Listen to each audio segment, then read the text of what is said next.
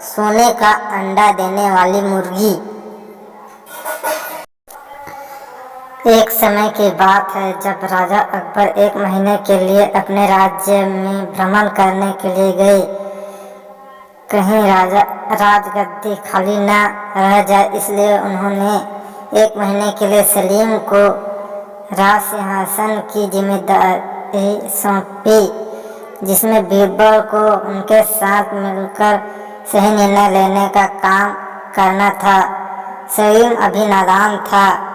अकबर के राज्य भ्रमण के जाने के बाद राज्य के रसोइये ने एक विचित्र बात सलीम के दरबार में बताई। उसने कहा, राजकुमार सलीम, मैंने जो मुर्गियां पाली थी उनमें से एक मुर्गी सोने का अंडा देती है। सलीम ने बीरबल की सलाह के अनुसार वह मुर्गी दरबार में मंगवाई और उसके द्वारा दिया गया अंडा भी मंगवाया। बीरबल को यकीन नहीं हो रहा था कि यह मुर्गी सोने का अंडा दे सकती है।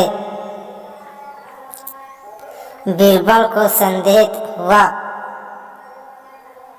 इसलिए बीरबल ने उस मुर्गी को एक अंधेरे और बिल्कुल बंद कमरे में रखने को कहा, जिसके अंदर किसी को भी जाने की अनुमति नहीं थी।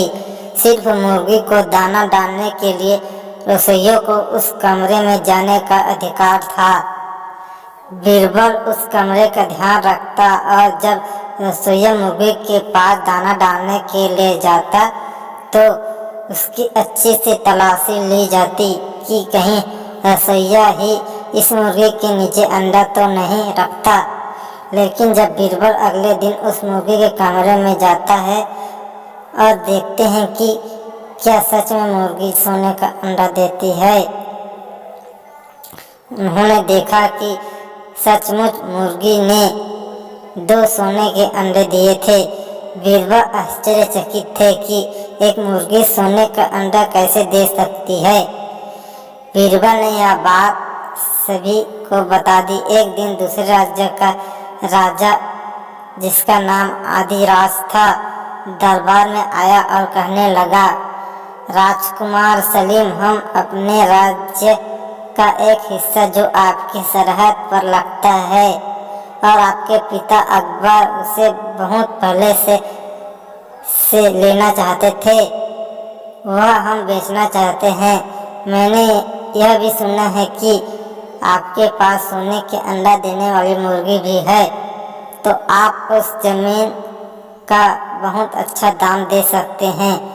सलीम ने सोचा कि अगर मैं इस जमीन को खरीद लूँगा तो मेरे पिताजी बहुत खुश होंगे और मेरे पास तो अब सोने का अंडा देने वाली मुर्गी भी है। लेकिन उस जमीन की कीमत इतनी थी कि अकबर का पूरा धन खत्म हो जाता और जब धन खत्म होता तो कोई भी उनके ऊपर आक्रमण कर सकता था।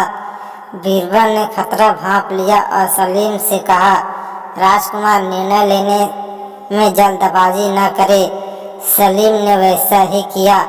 बीरबल ने उस मुर्गी की सच्चाई जानने का निर्णय लिया और मुर्गी के कमरे में छिप कर बैठ गए।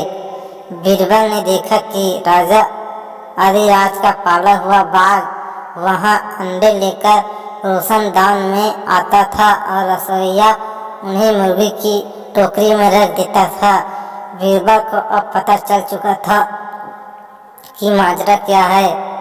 बीरबल ने यह बात किसी को नहीं बताई और अगले दिन आदिराज को सभा में यह कहकर बुलाया कि हम आपकी जमीन खरीद लेंगे। उसी दिन राजा अकबर भी राज्य का भ्रमण करके वापस आ गए। बीरबल ने सभी के सामने आदिराज का पर्दाफाश किया। अकबर पूछते हैं कि मेरे जाने के बाद क्या हुआ था।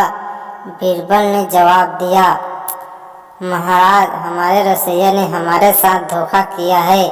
उसने राजा आदिराज के साथ मिलकर सोने के अंडे देने वाली मुर्गी का षड्यंत्र रचकर हमारे खजाने को खाली करके हमारे राज्य पर आक्रमण करने की योजना बनाई थी।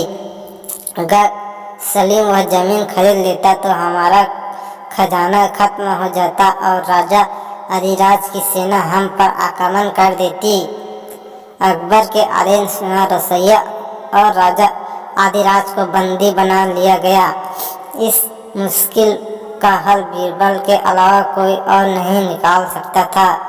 सभी ने तो समझ लिया था कि सच में यह मुर्गी सोने का अंडा देती है। अकबर ने हंसते हुए राजा अधिराज से कहा, जब तक हमारे पास बीरबल है हमारे राज्य को कोई हरा नहीं सकता। बीरबल ने अकबर के राज्य को बहुत बड़े खतरे से बचा लिया।